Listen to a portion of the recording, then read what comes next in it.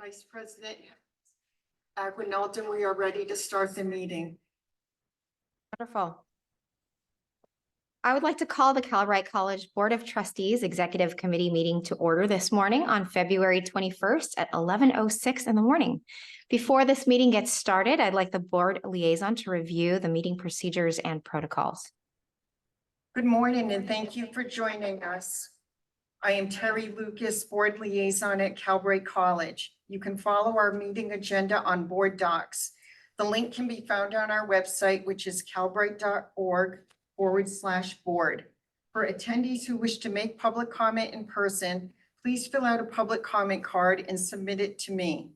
For attendees who participate remotely, please use the Q&A feature on Zoom to address the board for up to 3 minutes. Public comment should be used to address today's agenda. A reminder that this board meeting is being recorded. Thank you very much. Mary, if you could please call the roll. Hildegard Aguinaldo, Here. Amy Costa, Tom Epstein, Jolena Grande, Here. Pamela Haynes, Here. Jennifer Perry, Here. Bill Rawlings. Present. We have quorum, Vice President Aguinaldo. Wonderful. Thank you very much. And now we will proceed with the Pledge of Allegiance. Trustee Rawlings will lead us in the pledge. All right, please stand if you're able and face the flag. Right hand over your heart. Ready, begin. I pledge allegiance to the flag of the United States of America and to the republic for which it stands, one nation, under God, indivisible, with liberty and justice for all. Very much, Trustee Rawlings. We are now going to talk about the order of the agenda. To my knowledge, there's nothing that's going to be taken out of order. Does anyone else have any comments on this? All right, hearing none, we're going to move on to item 1.4, which is the board president's report. And since our fearless leader is not here today, I have the distinct honor of stepping into her shoes. So everyone, please behave, because we have to make our fearless leader proud of us. As always, I'd like to thank Citrus College for hosting us again in this wonderful venue, and to the Sacramento folks. I hope you guys are staying as warm and dry as we're trying to be, given the torrential rainpour for the past couple days.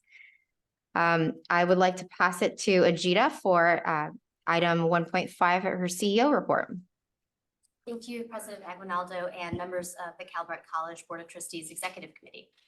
Since we launched our strategic vision last month, the college is off to a strong start in preparing for and implementing our goals. Since we launched, to recap, our 2024-2027 strategic vision continues to guide Calbright as a student-first institution, focused on serving the specific needs of adult learners. Our efforts are focused on 3 key priorities. First, serving students and employers.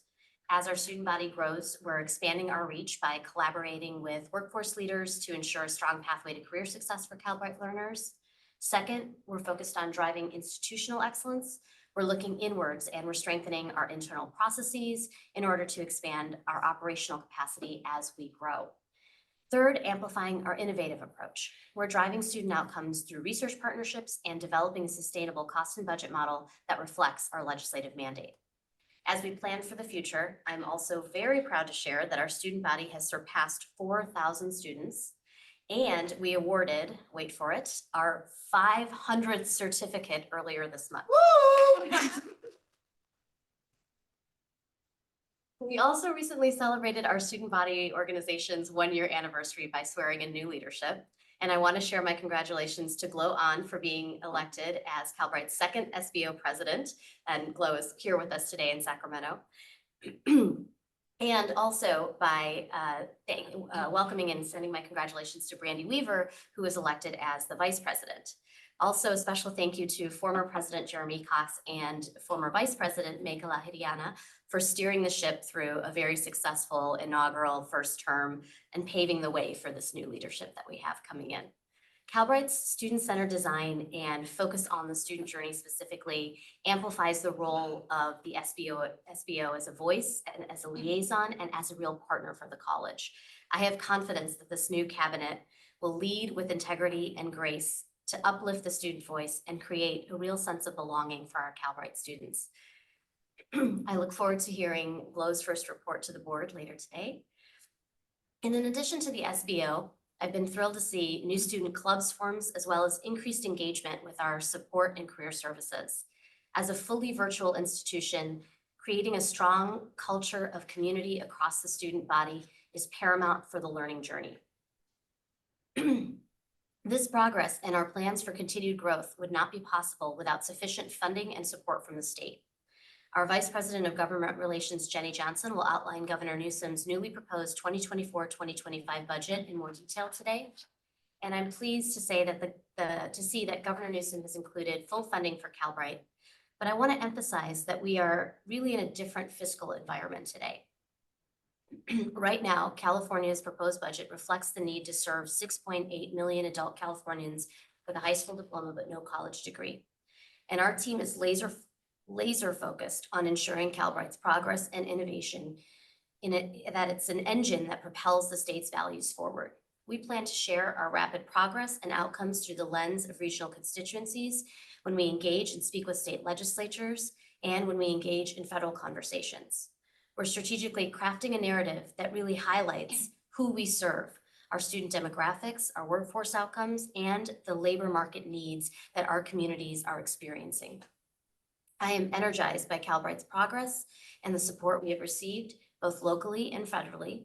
And as we focus on the relationship between what learners need and what higher education institutions offer, I'm both confident and optimistic about the model that we're building as we continue to push, continue to question, continue to challenge what's available currently in the status quo. I want to thank you and thank the board. And with that, I will turn things back over to Vice President Aguinaldo. I wanted to give you an extra round of applause for these milestones that you mentioned in your president's report.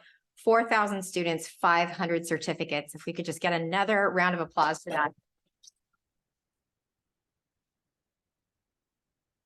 Wonderful. Thank you very much for your report. The board will now move into closed session. We have 5 items on the closed session agenda. First, a conference with labor negotiators. Second, a public employee appointment, employment, performance evaluation for full-time academic. Third, a public employee discipline, dismissal, or release. Fourth, a public employee appointment and employment. From Vice President of Marketing Communication at the conference. Is there any public comment on a closed? There is no public comment. We expect to return to session in a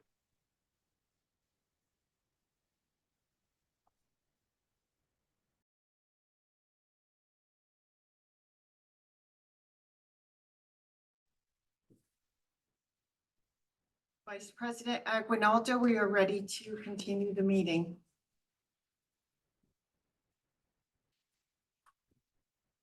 We're unmuted. Thank you very much, Terry. It seems as we missed a public comment before we broke out into closed session. So could we address that, Terry? Could I pass back to you for that? Yes, we have one public comment on the closed session.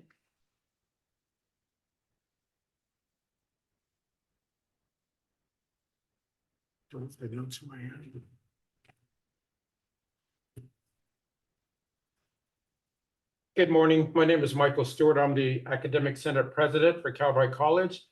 And I'm just here to make a statement about our founding faculty. Our founding faculty members have recently earned tenure, and the Academic Senate is proud of their accomplishments. Their longstanding service reflects our commitment to supporting adult learners, their dedication to creating flexible learning opportunities, volunteering on committees, mentoring students, and advocating for marginalized groups has significantly impacted our college community. We congratulate our pioneer faculty members on this well-deserved milestone. Thank you very much. Mr. Stewart, still voting on it, so I wanted to make sure record before. The executive committee took the following actions in closed session.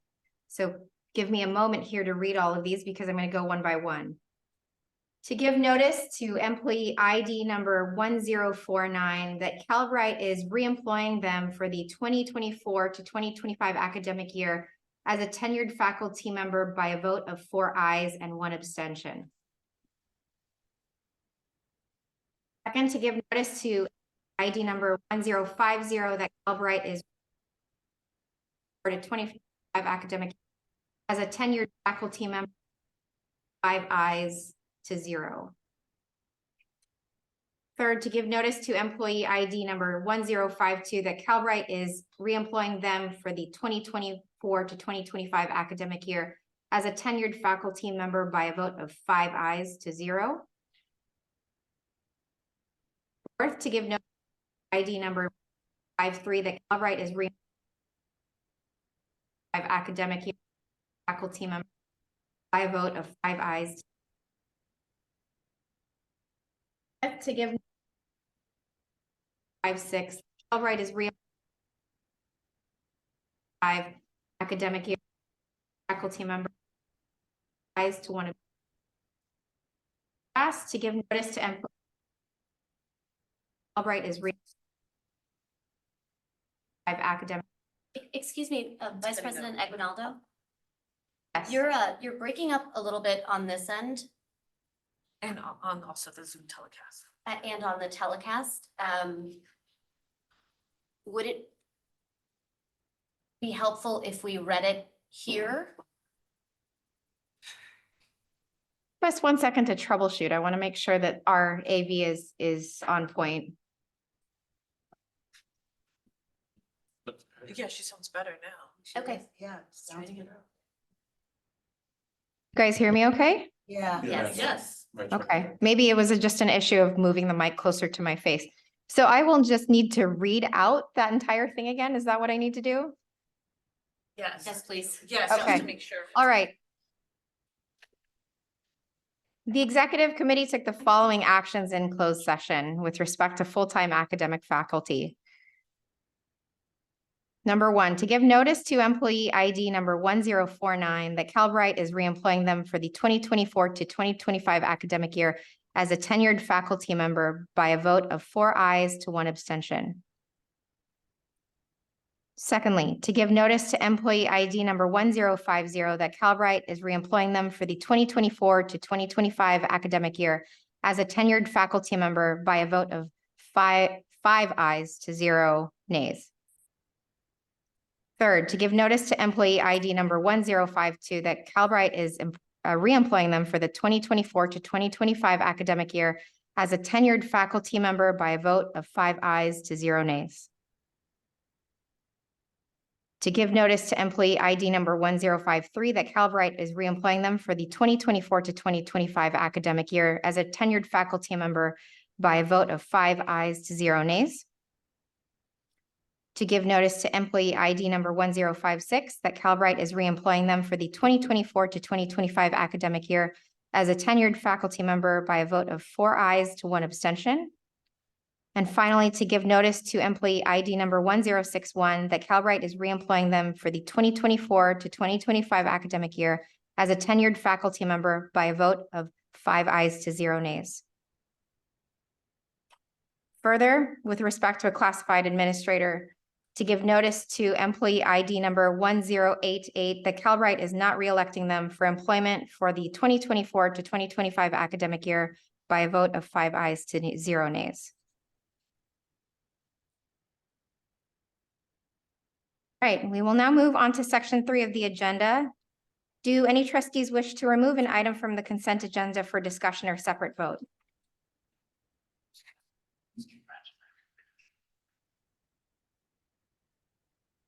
I can't see Sacramento from this screen, so I can't see if Pam is raising her I'm hand. good. No, I'm not raising my hand. Okay, perfect. Any public comment on this item? There is no public comment. I may have a motion, please. Haynes moves. I'll second. Wonderful. Haynes moves, Rowling seconds. May I have a roll call, please? Hildegard Aguinaldo, Aye. Jolena Grande, Aye. Pamela Haynes. Aye. Jennifer Perry, Aye. and Bill Rawlings. Aye. Motion carries. Thank you very much. Let's move on to the action agenda with item 4.1, which is to approve an amendment to an agreement with the virtual care group. And I will pass to the Vice President of Student Services and Success, Don Orth. Thank you. Good afternoon, Vice President Aguinaldo and members of the board. I'm Don Orth, Vice President of Student Services and Success. I'm here to request additional funds to extend our contract with the virtual care group through the end of September while we enter the RFP process for new wellness providers for our students.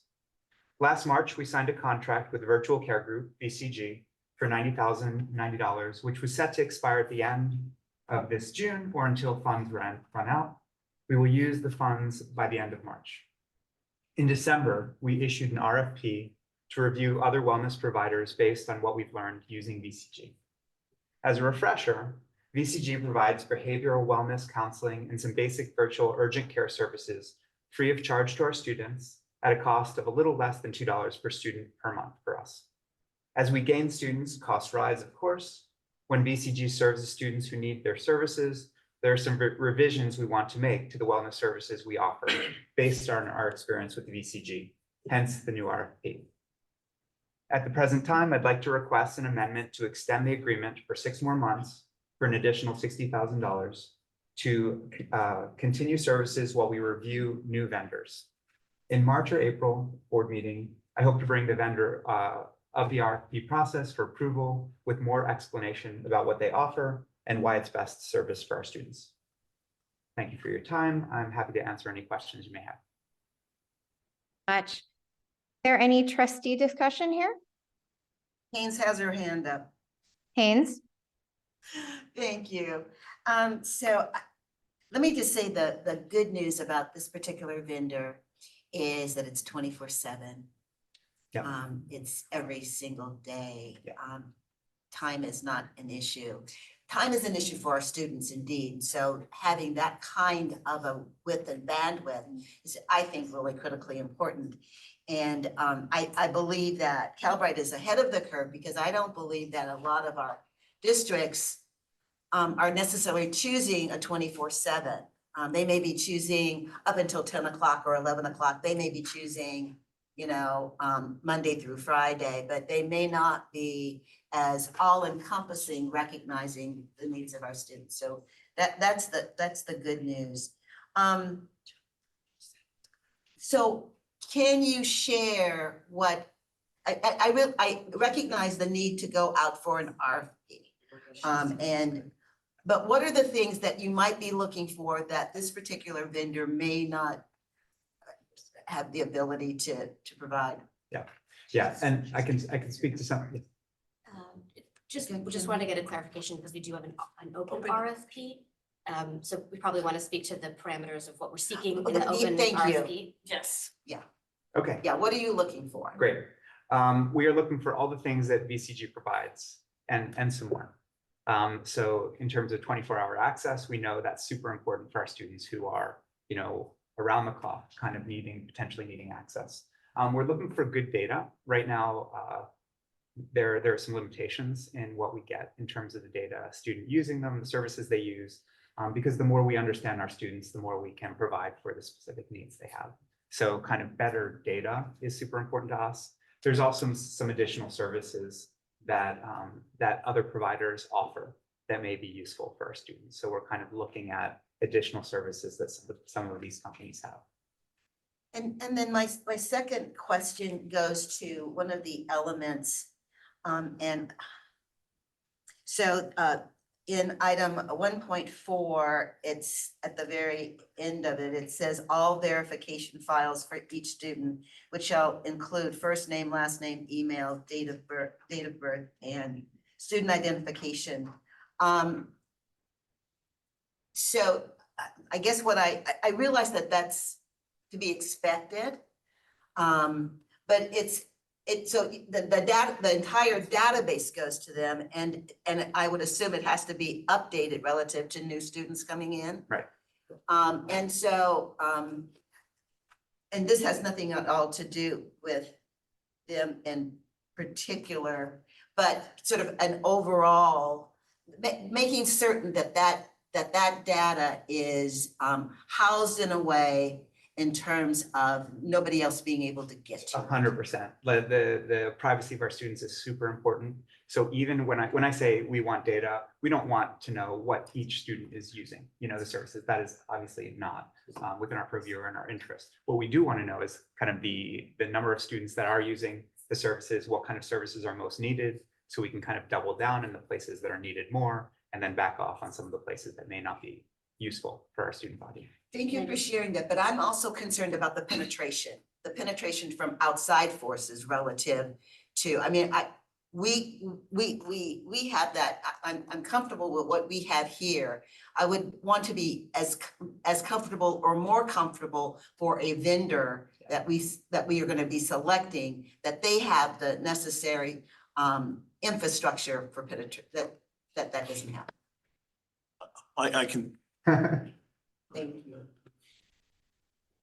you. speak to that. So in trying to evaluate the different vendors across the board, whether it's for the wellness services, what we have incorporated into the initial stages of evaluation is precisely this, that they should have not only the data infrastructure, but also policies and processes with respect to the privacy of, especially what is called personally identifiable information, if there is any. So, and we're also trying to ascertain that they have a policy of reviewing the data, so we know that they're not taking data that is not useful for these services, and that they also have the highest level of certifications in their databases and in the cloud that are necessary to protect such information. All right, and I know I've kind of gone off to what the RFP says, but we're extending this for the I think it's 6 months. Yeah.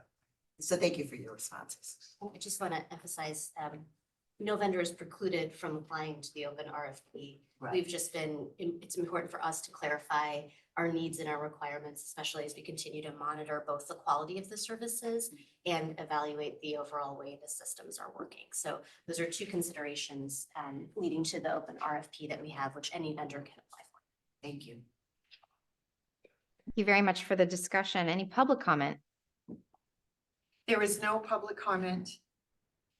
Very much. May I have a motion? Move to approve. Trustee Rawlings moves. I'll second. Trustee Grande seconds. May I have the roll call, please? Hildegard Aguinaldo, Aye. Delina Grande, Aye. Pamela Haynes. Aye. Jennifer Perry, Aye. Bill Rawlings, Aye. motion carries. Thank you very much, Terry. Let's move on to item number 4.2, which is to approve the purchase of device shipping and inventory management system from CDW. And with that, I'll pass it to our Chief Product Officer, Vivek Vyas.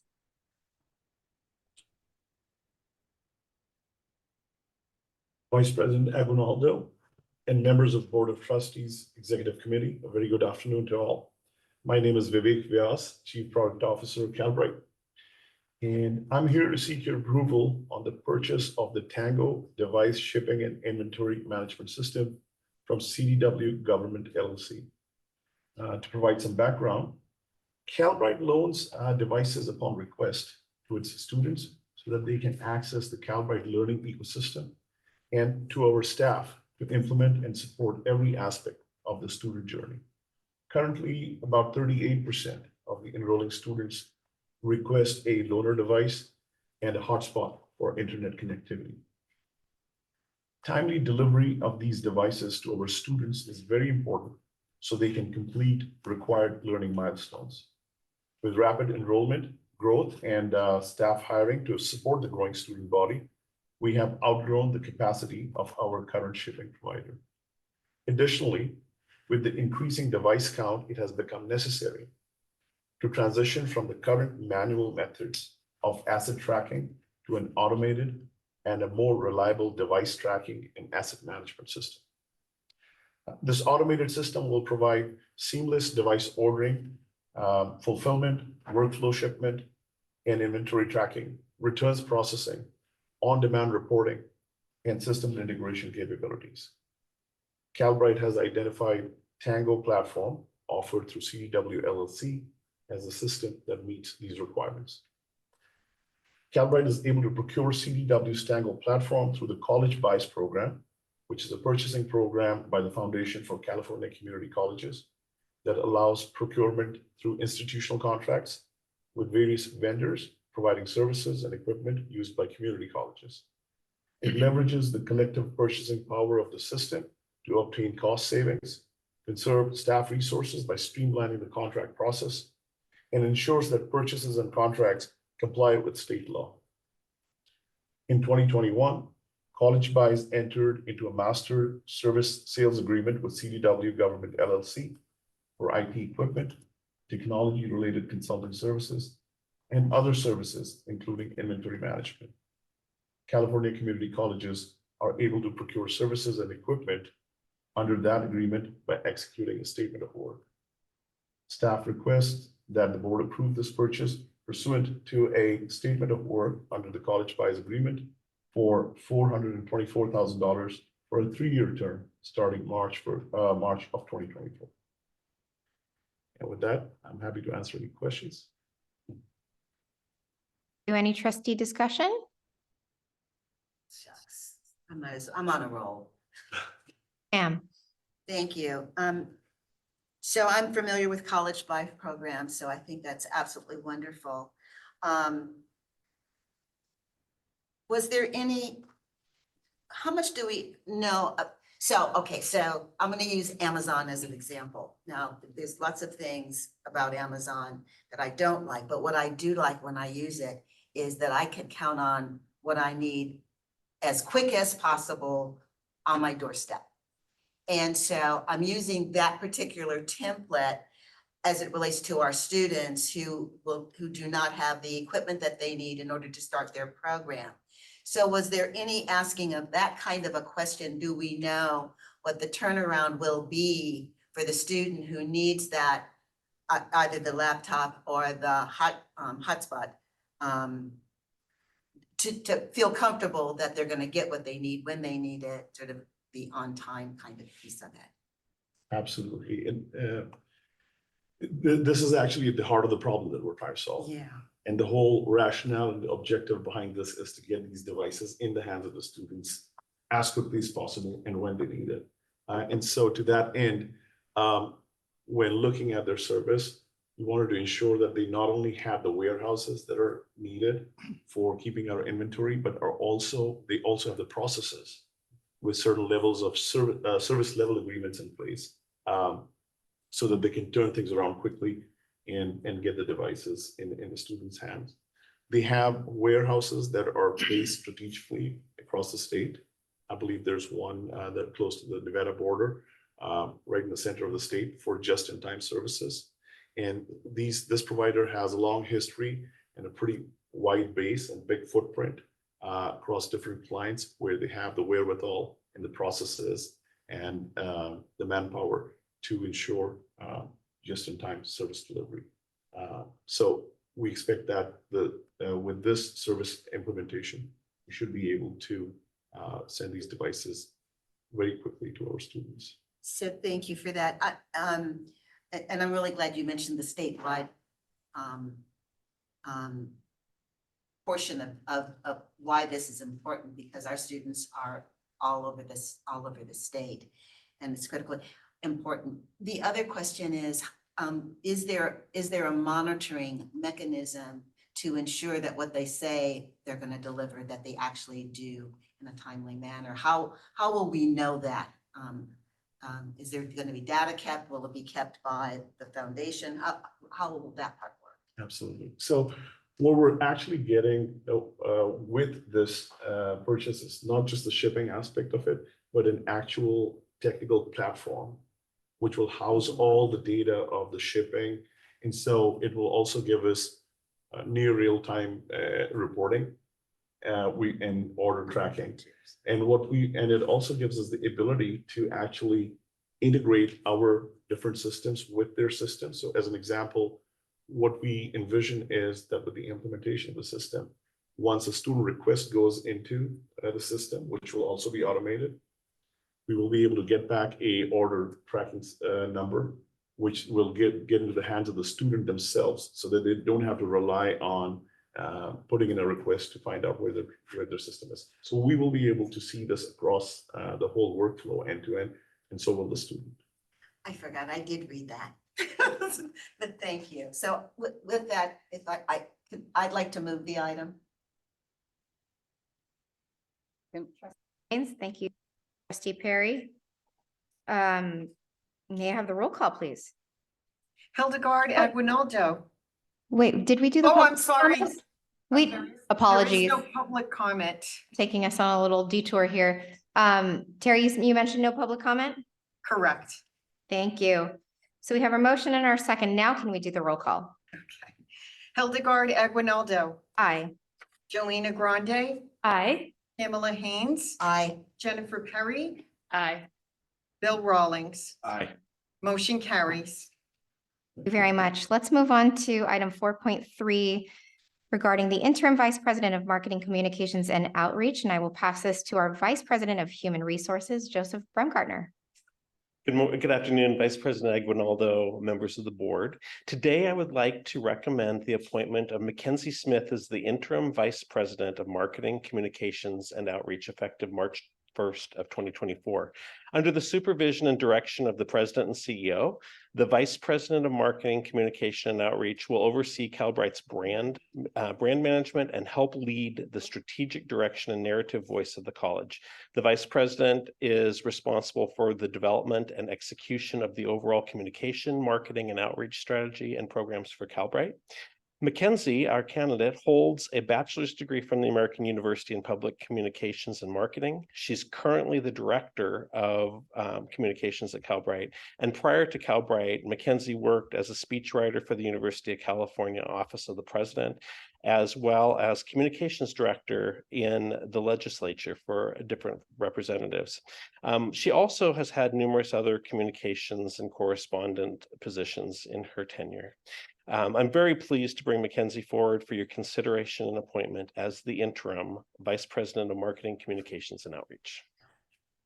Thank you very much. Any trustee discussion?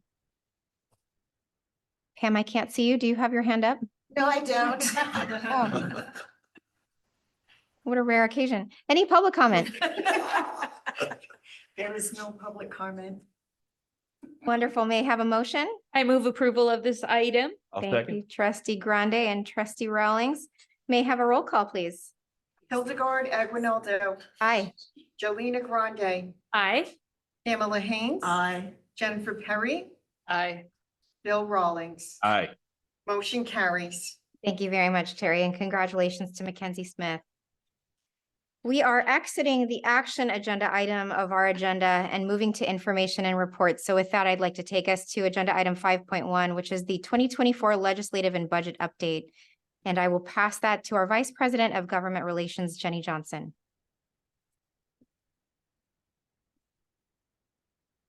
Good afternoon, Vice President Aguinaldo, Executive Board of Trustees, Jenny Johnson, Vice President of Government Relations. I joined you today to provide a legislative and budget update. As you know well, Sacramento has entered its busiest time of the year. I'll start with some of the good news. I'm pleased to share that Governor Newsom has once again included in his full funding for Calbright College in last month's proposed budget.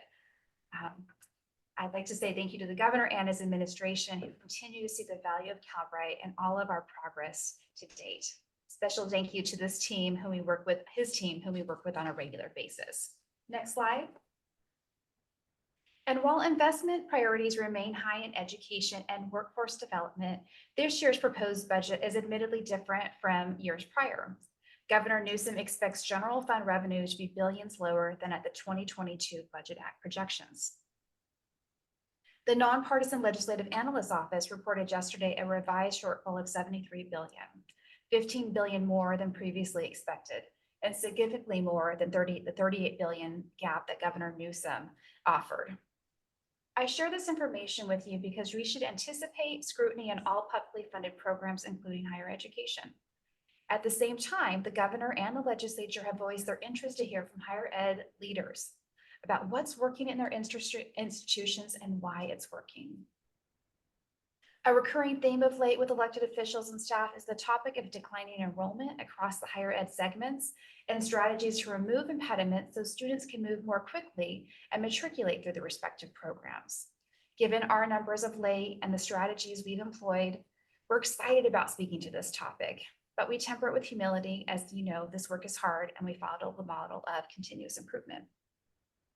Of course, the budget is ultimately created by both the governor and the state legislature, all of whom will opine on how state resources should be allocated, and rightfully so. We have begun meeting with members of the legislature and their respective staff. Next slide. Regarding next steps for the state budget, the legislature has started its budget subcommittee hearings. The Assembly Budget Subcommittee on Education will be hearing from our 3 segmental higher ed institution leaders this afternoon. And yes, my team is monitoring. Moving to legislation, I'm happy to report that there is currently no existing legislation to close down the college. And while there are a number of spot bills, we didn't identify legislation directly impacting Calbright College. I want to thank everybody in this room, in the entire college, all teams, and all of the Board of Trustees for their respective contributions and continued advocacy efforts. This is a team sport.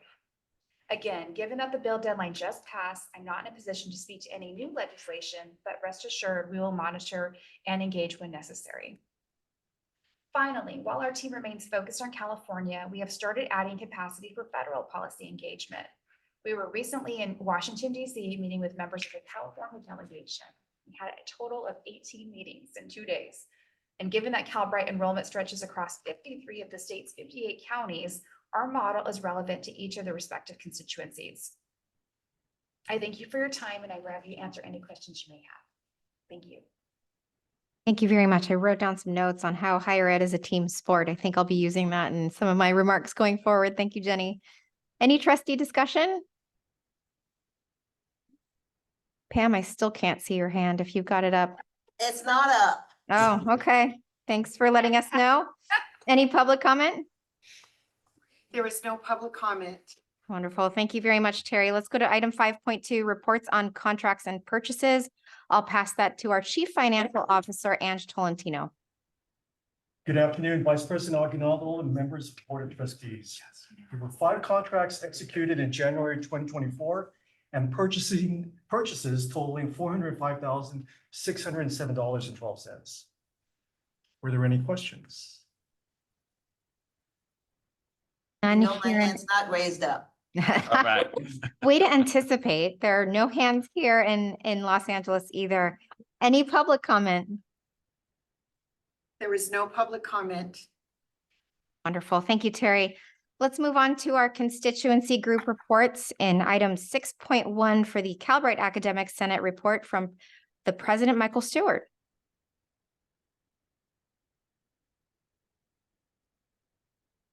Okay. Good afternoon, Vice President Aguinaldo and members of the Board of Trustees. My name is Michael Stewart, and I'm the President of Calbright's Academic Senate. I'm here to provide you with a report on recent developments that our faculty has been working on. However, before I begin, I must state for the record that this presentation will be presented free of acronyms. Thank you. First, the adjunct faculty. Our adjunct faculty's wide-ranging efforts strengthen persistence and skill building while participating expansively where needs persist. This makes a valuable difference in executing for the Calbright's mission. They've participated in onboarding students, volunteering for student forums, and delivering industry lectures while uplifting engagements. They've also strengthened persistence and skill building through responsive supplemental instructional materials that aligned with learner needs, and provided immense lifts assisting full-time faculty across outreach and creation of video content and individual struggle aids for our students. Our next course is our new pilot course, which is Net Plus, and this program has launched Students are gaining expertise, collaborative teams are executing seamlessly, and partners supporting technology-focused workforce development have been an impact, creating equity and uplifting overlooked talent, 34 of the 50 initial pilot seats are filled, with motivated learners now actively mastering and development and demand network competencies. Academic Senate would like to give appreciation to Vice President Shannon McCarty and Dean of Innovation Katriva Jones Monroe for their leadership, the other faculty members who have participated in this, and all the subject matter experts, and the behind-the-scenes staff that have made the launch of this one of the smoothest to date. Senate would also like to recognize our can-do-it-all project manager, John Newsom, who has kept all the parts moving and organized and helped drive the finished product to completion. I know I've stated this before, but I'd like to state it again. It's something about our tenured faculty. And I've come here personally because I felt that it just needed to be said. The tenure is an official acknowledgement given to educators who demonstrate inclusive teaching standards and excel in launching experimental models that offer opportunities to our underprivileged communities. This group of educators not only advance pedagogies from marginalized learners, but also created peer support systems that empowered faculty to pursue seamlessly impossible goals. I thank you for your support with us being tenured. I thank you for your support for our college. And that's all I have. Thank you. Very much, Mr. Stewart. We have no report from the Calbright Faculty Association and no report from the California School Employees Association. Doing my best to avoid acronyms there as well. So let's skip to 6.4, which is the Calbright Student Body Organization report from its newly elected president, Gloria Ahn. Congratulations. Thank you.